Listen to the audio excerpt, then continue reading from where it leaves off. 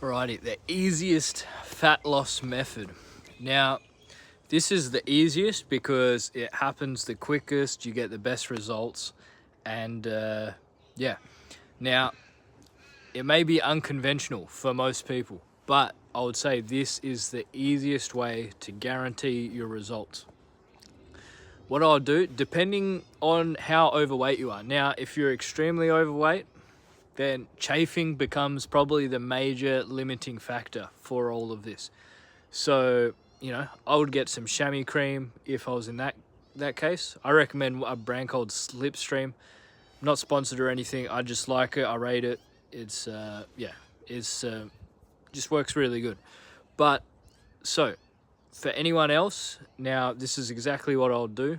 This is for everyone, I guess. Anyone can do this. So I would start walking a lot. I would start walking. I would wake up in the morning. I would drink in between 1 liter and 2 liters of water. I would fill up my bottle and take a liter with me. And then I would, I would eat a fruit breakfast. So I would eat either watermelon, pineapple, or orange juice. So I'd get tinned pineapple chunks. I'd get slices of watermelon, dip them in some sugar, or, drink a whole liter of orange juice. And then, so basically I'll do that. I would eat a decent amount of that, nice bowl of that. Then I would go out for a walk. Now, I would try and walk as much as I can. I would try and walk. Depends what you're able to do. Now, you want to build it up slowly so you don't get stuck out there and have to catch a taxi home. Although that's not too bad of an option if you're that hardcore. I'd recommend a good pair of walking shoes, running shoes. I recommend, if you're going to be doing these long distances, I'd recommend the Ultra Olympus running shoe. It's got a nice wide toe box so your toes don't get all cramped. 0 drop, max cushion. This is for doing a lot of walking. So if I was walking, and I'm talking about walking, you could be walking 10 to 20 Ks, maybe even more if you're capable to do it in a healthy manner and you're not going to hurt yourself. So that would be what I'll do right off the bat.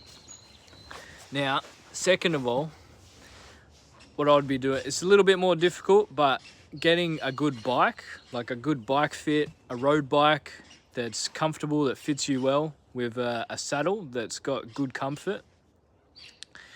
I'd say, start doing the longest rides possible. It's going to start building some serious fitness with this one. So doing the longest rides possible, I'd be aiming to, build up to do a 100K bike ride. And I'd recommend, if you have nice bike paths, here in Adelaide, we have a nice bike path all along the river, which is like 80 kilometers there and back, all sides of the river, and then all sides of the ocean. That's probably another like 60K or 70K both ways. So total, you can do like 150Ks, no cars, just on the river and the ocean. And so it's pretty nice being out in nature with them views and on the bike.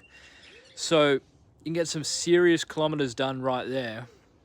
You're just going to be chewing up the oxygen, Now, I'm not saying this isn't extremely fast with the bike, Maybe you're burning, 200 grams of pure body fat per 100K ride, if you're not eating fatty food and just replacing the fat that you burn. But so those two things, really getting on the walking and the long distance riding, especially in the beginning, I'd be working on those two, really trying to pump it out, and then come home and then eat really clean, lean foods. So coming home, eating, rice, more fruit, more rice. And now what I would be taking out on my walks, I would have like maybe a little bag, whatever's comfortable for walking around, backpack, whatever. I would have some dates in there, some medjool dates. It's not about calorie restriction, actually if you eat a bit of, you're going to keep your blood sugars a little bit elevated. You're going to be able to go longer. You're going to be able to do more exercise and get more oxygen circulating in your body. All that oxygen is going to help kill cancer cells, burn body fat. you know, because you do need to burn oxygen to burn body fat. So I would say that that's some of the best, you know, best tips right there. You know, when that becomes nothing, you can step that up, you know, walk 40 Ks, ride 200 Ks, you know. My PR is 265 kilometers in a day on the bike.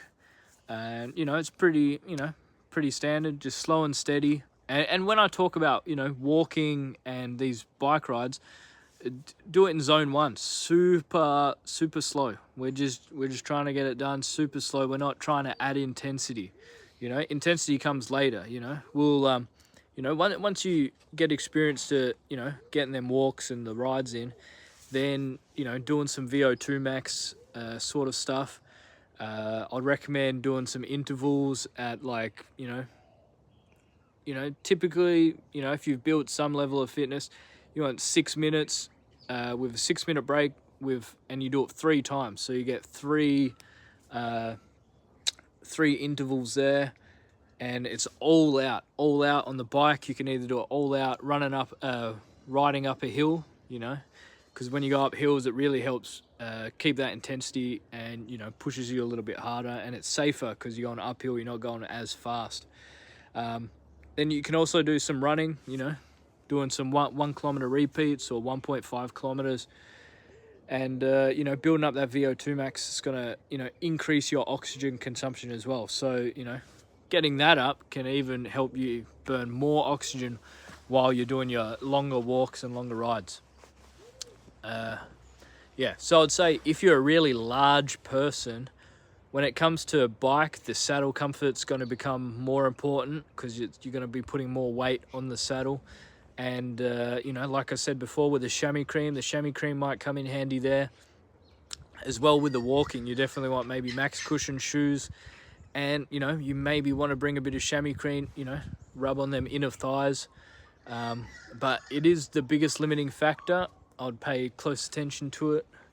I'd say also, you know, if you're sweating a lot, so, you know, if you're sweating a lot, that can cause chafing. It's the moisture plus the salt in the sweat can cause a lot of irritation. So I'd say, you know, make sure you wash that up with soap.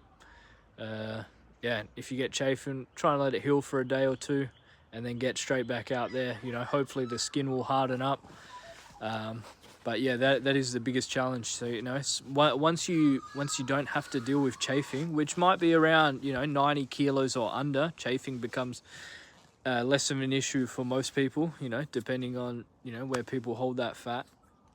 Then then it becomes a lot easier because you have less of a limiting barrier. If you're 5 or 10 kilos away from your body weight, man, you have such an advantage because you don't have to worry about chafing. You really can just go to town. You can, you know, go till your ass really hurts, your feet, you know, really tired. Yeah, but I'll just be really careful. You know, obviously you don't want to hurt your ankles and stuff, you know, to kind of learn your limits, but don't be afraid to, you know, push what's capable, stay relaxed, keep your wits about you, but, you know, push the limits, see what you're capable of, you know, just build up them kilometers. Now, I wouldn't recommend doing, you know, shorter ones regularly. Like, I wouldn't recommend, you know, doing, you know, just, you know, short 1 kilometers and a couple times a day or whatever. You know, it's great, but if you really want the maximum benefit, really pushing the distance and you know, understanding that it's in one session. So, you know, maybe you get more of a benefit if you do 12 kilometers in the morning rather than doing 6 kilometers in the morning then 6 kilometers at night. You do get a bit more of an adaptation, and it does take a little while for the fat burning process to begin when you start cycling. The body tries to burn all the glycogen stores you have to begin with. Now, you will burn fat over time anyway if you're on a low fat, high carb diet, you know, without the exercise. You don't need to do it. What I'm saying is this just going to speed things up. So yeah, the thing is, you know, maybe on the first 50 Ks of the bike ride, you're actually not burning much body fat. But, you know, once you go past 50 kilometers, that's when the body fat process really starts churning up and burning body fat. You know, all the extra oxygen, so the body's like, oh, we used our glycogen up. And even though even though you're eating dates and stuff, it's what I'm talking about. It's used up some of the stores. It's gonna go, oh, okay, well, you know, you're gonna keep moving here. Let's try and use up some of this body fat. And yeah, your body will get better and better at it. But yeah, just dialing in that saddle comfort. You know, get a bike fit. Some saddles I recommend for girls would be the Sella Italia Diva, Lady Diva saddle. Particularly men and women. Well, men, this great one. Does the Bontrager Montrose, and so do I. The Bontrager Montrose is my favorite saddle, and it's great. Yeah, I really rate it. If you're having saddle problems, I'd recommend getting a Bontrager Montrose. Mine is the Comp, Bontrager Montrose Comp, and it's extremely comfortable. Yeah, I'd recommend, you know, don't give up on the saddles. You know, be open-minded. Bigger isn't always better with the saddles. And yeah, I'll leave it at that. All right, get out there. Why were you dehydrated? Why are you dehydrated? Why are you dehydrated? Because not a sir. I'll tell you why! Because you're not filling the goddamn water!